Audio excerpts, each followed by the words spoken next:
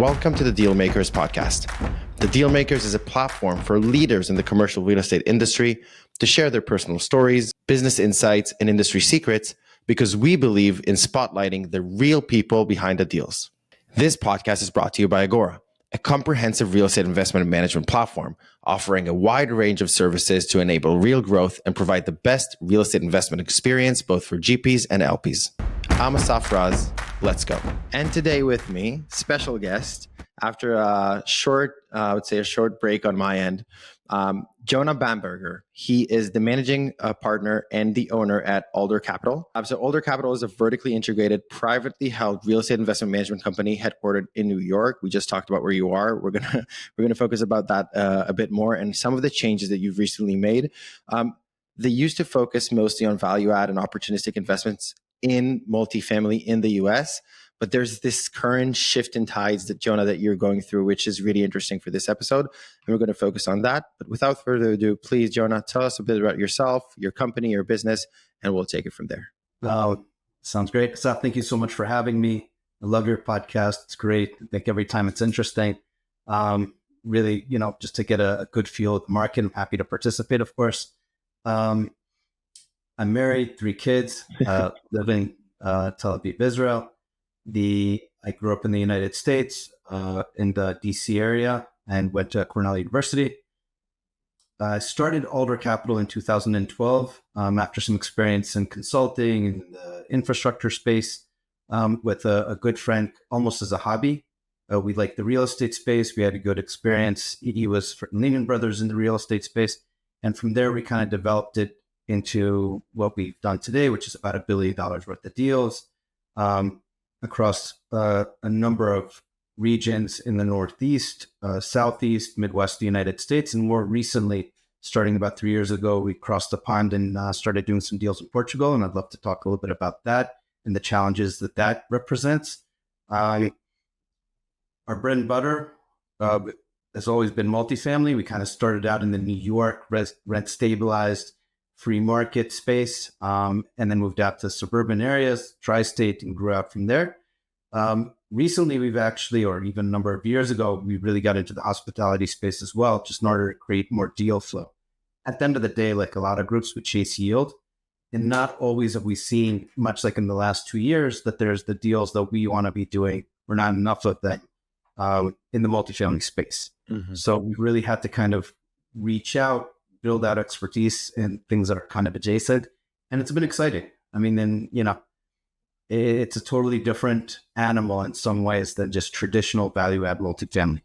So John, take me through this process, okay? I've been talking to many owners, developers for the past, 3 years, 2 years, right? And we all know what the past 2 years have been through. And I talked about this in so many episodes before, interest rates and all that. We can talk about this and, but I think that what's interesting for me is how does someone that had or has still 4,000 units since the inception in 2012, right? Just for Aulder, right? Focusing on multifamily this deeply, get to a point where you say, okay, you know what? In the past 2 years, it just didn't happen. How do you shift that knowledge, that data that you have, the experience into a whole different market? You mentioned Portugal. So if you can just take us into what you're doing there, and then how do you make that shift? How do you make that decision? Sure. Would love to. 2020 COVID hit. We went through some changes in the company. We weren't successful in doing any deals. Despite low interest rates, there was just a lot of uncertainty. Maybe the world was going to end. I guess that would have solved some problems. But but under the assumption that that's not what was going to happen, we felt like it was, as much as we focus on specific regions, which are fairly large, the Northeast, we get down to the Southeast. At the time, we even had a project in the Midwest in Louisville, Kentucky. We felt that when the market in the United States stops, it stops. And it doesn't matter if you're in Texas, or it doesn't matter if you're in California or New York. The market behaves like a singular market. Whereas we felt like there was opportunities, especially for our investor base, that perhaps were in Europe. Because of Forex exposure, we felt a lot more comfortable saying, okay, we're only going to focus on Euro-based countries We did explore England with the British pound. Would it have been a good thing to invest in or not? Remains to be seen. Probably not. I think that market has suffered. But we really liked Portugal, and we felt like we had a strong local partner that we could work with, where they were kind of the boots on the ground, and we would be able to provide our expertise. Now, we started out in New York rent stabilization, which has gone through incredible regulatory change. To be clear, not for the better. Not to mention good cause eviction and so on. When we work in a place like Myrtle Beach, South Carolina, same US dollar, no Forex exposure, but really a totally different set of culture and regulations and kind of everything that comes around it, right? Even the way that you would work with your operating team, the language that you need to work in with your team down there is different than what it would be in, the Upper East Side or the Upper West Side in New York, where we have projects. So we're used to going somewhere and kind of getting into a market, understanding it, chasing yield, knowing what needs to be done. What we really liked about Portugal was that we felt that the regulatory exposure was limited on the development side. We felt like it was a market where there was really strong demand for essentially A-class housing, especially smaller units. And we felt like there was not a whole lot of local competition for whatever reason, perhaps just a less mature market. And we could really dig our space and really find something that we could do that's interesting. Now, we're mostly based in, or exclusively essentially based in Porto, which is on the northwest coast. It's a beautiful city. It's lovely people. Working there is a pleasure.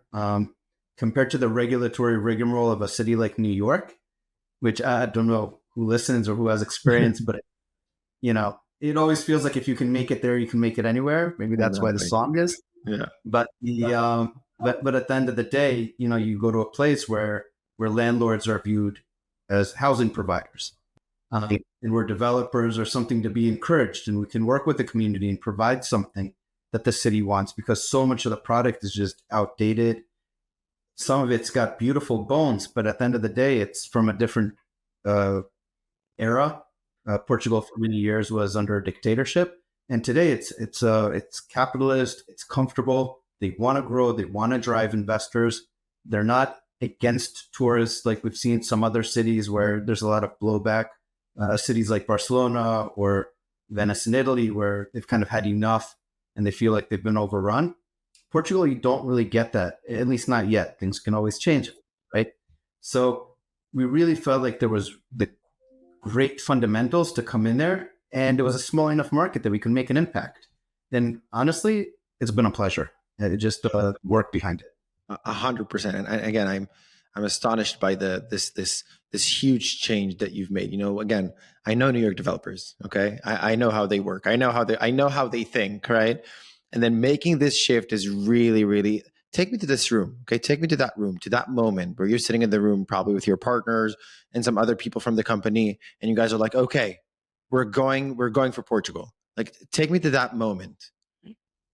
It was an interesting conversation, because whenever I bring up an idea like this, and kind of as one of the managing partners and as a founder, it's my idea to kind of come up with these crazy ideas. And people look at me and are like, what the hell is wrong with you? Excuse my language. So we're in a room and I'm saying, guys, there's not a lot of deals. We don't know what the market's going to do. We don't know what the opportunities are going to look like, and we need to drive deals. That's what we do. We're developers. We work with Aulder Capital. We do our own deals. We need to be able to drive this forward. And it's also been true for the last 2 years, but this is, of course, in 2020. Now, flying to Portugal wasn't necessarily an option at the time for those who are old enough to remember, not that it was so long ago. It was its own challenge. And, once we were able to get back on a plane, get on that first flight, I'd already talked to my partners. We were kind of, one of the first groups to be able to get on a plane, go out there. It was a story. You had to get COVID tested before, after. I remember that. And then even setting up meetings. Now you're coming into a market where everything's kind of been frozen, and you're trying to drive deals going forward. And it's, so we're in the room, we're talking about this, and we're saying, listen, it's a great place, great opportunities. You can just see that this place, the demand is significant. the communities, including foreigners, are thirsty for this kind of product, and there just isn't enough of it. It's a small market. There's not a lot of it. There's not a lot of capital. There's not a lot of banks that can support it, certainly not at scale. And that's a great opportunity for us. The average deal size is also much smaller than what we're used to doing in the United States. This isn't $25, $50 million deals. We managed to do 10, 20. We don't want to go too small, but even that. So it's not necessarily institutional grade. So it really creates this middle market, maybe towards the lower end of middle market opportunity. Again, the regulations were comfortable. I think we built out a good team with architects, lawyers, great accountant, and that's kind of what allowed us to go out there and execute. That's really cool. And I think, again, it's for me, it's very unique. There are two shifts that you've done here. One is, geographical, like location. That's a complete different shift, and it's a different country, not a different state. Even it's a different story. And also this shift between asset classes. Your expertise in multifamily shifting into, like you said, a lot of hospitality. I would say hospitality focused, right? Did that also require some professional changes, professional expertise, or maybe, hiring or changing people within the team? Like, how does that look like? So the other thing that we did around the same time, maybe a little bit before, we kind of dipped our toes in, but, we said, okay, multifamily, we can't, if we're a one-trick pony and that pony, something happens to it, then we're going to be in trouble. And that kind of happened already. That thought process was developed because we really were quite strong in rent stabilized. And once even they started talking about changing those regulations, a lot of the opportunity just got sucked out of that market. Having a rent stabilized building today really offers no opportunity under the previous regulations. It was interesting for a value add business plan because you could really invest in a property. You could buy a slum and make it nice. Today, you can't do anything with it. There's no opportunity. I don't understand what the regulators are thinking. But for us, we said, okay, we have to be agile enough to be able to say, okay, this market is no longer interesting. Now we want to do this. Again, partnered up with somebody who really got the business, the operating side of the business. We know the deal side of the business, and I think we have a good relationship with lenders and so on.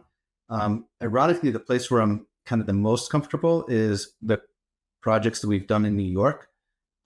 Together with our partner, we have 3 concession projects, one from the National Park Service and 2 from New York City Parks, where we're kind of operating these landmark venues. One of them is still in development, construction. The other 2 are operational. One is the Rockaway Beach Boardwalk. The other one is the McCarran Park House, which is a great little site. And then there's the Jacob Rees Bathhouse, which is a monster project, which has been a real challenge. It's in construction. It's going great. We've got a great team. I mean, that is a project that I never would have had the expertise to go at it myself. And I think that the team that, we're a part of really covers all those bases. And it's been a pleasure to work with them over the last 5 or 6 years just to get this far. It's just been, it was a real challenge. Now, how do you get comfortable with something like that that's so different from what you're used to doing? I think the goal is to grab a partner that really focuses on what you lack. It's always hard to pick the right partners, but it's kind of like a lawyer. Our L&T legal isn't necessarily going to be our deal legal. You want somebody who's really an expert in their field, and then you can get your head wrapped around the deal. You can get your head wrapped around the risk and the exposure. And if you've got investors that are willing to take a little bit of risk, then you can do that as well. I think one of the things that really helped us, the very basis of it was all New York based. Mm-hmm. Traditionally, that's where we started. Now, would I have gone and done the same business plans in Seattle, Washington? Absolutely not. Don't know the market. Everything's new. But to be in New York and to do into something that's a little bit different, that was exciting. Now, one of the big challenges, at least for me, how do you make sure it's not a passion project? How do you make sure that this project has real opportunity? Because it's easy to fall in love with, this type of venue, this type of project. McCarran Park House was a maintenance shed, and we turned it into this living, thriving, activated, bar. It's great for the community. Tons of people come through. There's stuff going on every single day, and on nice days, it's amenity for Williamsburg, for the whole community. Before, there was nothing in the park. Jacob Rees Beach is going to be the first, probably only Miami-style beach club in New York City. I mean, 2,000 people, outdoor event space on the beach in New York, parking lot, trains, ferries, however you want to go out there. It's just, there's not anything like it. And I think that it just presents such an exciting opportunity. The challenge is that, okay, easy to fall in love with this. Now we got to make sure that we have the right team to really make it, profitable and worthwhile. And I think I think we're there. I think we've done it. It does sound like that. And it's I was immediately thinking about the Mirage, the Mirage in Brooklyn. Immediately I was thinking about the Mirage, and I was like, there needs to be a better venue than the Mirage. So I'm waiting for it. I'm rooting for you. One of the things that's always a challenge in New York is there's so many people and there's so much foot traffic. So you can say, okay, well, the Rockaway Beach, but then you have to remember how big New York is. So 10 million people. Queens has 2.8, Brooklyn has 2.9. That would make them the fourth and fifth biggest cities in the US. So it's not necessarily about Manhattan. It's about really knowing who your audience is. Now, the amount of foot traffic on the Jacob Rees Beach every summer now is about 1 million people a summer. Global warming and the way October and November were, maybe it'll just be longer summers. I don't know what to tell you. Well, it just today, November 13th, it was the first time it was really cold for me, right? It was hot till last week. So I don't know what's going on. I was November 1st. I was sitting in Union Square thinking to myself, how's this even possible? It's beautiful. It was so nice. T-shirt. It was so fun. Global warming is a bad thing, but that was a nice day. We don't really know yet. We don't really know yet. I can definitely agree with you, but I like the sunny days. There's no doubt about it. So so you've got a ton of traffic, and again, this property was the Jacob Rees Bathhouse. It's a 1930s Art Deco Robert Moses bathhouse. It's been abandoned since the 1970s. It got even more damaged in Hurricane Sandy. Our team came in there, renovating it, making it something modern, beautiful, still keeping up. We've got several $1 million worth of historic tax credits, and still doing that in order to keep that original kind of energy. And I just think it's an amenity for New York City. I think it's going to be an incredible venue. I think the city and its residents are going to love it. I think it could be really marquee. And that's an exciting project to do, to just be able to come in and do something that really makes an impact. Not just in the Rockaways, which is such a great neighborhood, but I think that this is something that can really, impact the city. Really just, instead of people having to go out to Surf Lodge in Montauk or Fire Island, this is in the city. So it's just such a great opportunity. We're very thankful to have that. I love it. It's a great story. So I got to keep my obligation to the audience to keep it between 15 to 20 minutes. So I have one last question, and then I have the special shameless plug. So I'm just gonna dive into this last question. I think that the thing that interests me the most and could be interesting for the entire audience is, what are the principles of the way that you run deals, right? Or your decision making that you kept when you moved between one market to another market, right? And I would say even the biggest shift from the US to Portugal. Like, what are some principles that were always right, that you always kept with you? So I think that it doesn't matter if it's an employee or a partner, you have to have a strong team. And I think that a strong team, being in the same incentives, looking at the right pieces and being able to put them in place when everything is going great, okay. But when things get tough, and things always get tough, as we know, that's when push comes to shove. And I think that we've always been very careful about who we put in which seat, who we want to work with. And I think we've been very successful at that. It means that, by and large, when we reach these challenges, we're really able to come forward, with our best foot forwards. And I think that that's what's made us, 12 years in, no lack of challenges. We're still, thriving. And I think that that's really what it's based on, is just having a good team in place. I love that. Wait, no, now you're going to do your shameless plug. This is going to be your shameless plug.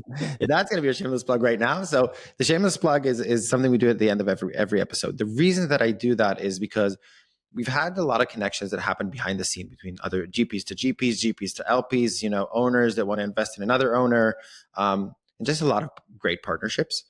So I like to keep that trend. Now, the way that we do that is through the shameless plug, because I essentially give you the opportunity to shamelessly plug in whatever you want so the audience can listen to it and then make a calculated decision if they want to reach out, if they want to work with you. We're going to have all your information in the bio. But this is your opportunity for a shameless plug. What are you doing today? What are you looking for? And which people should reach out to you to do some business? We're very busy on every front. Yeah.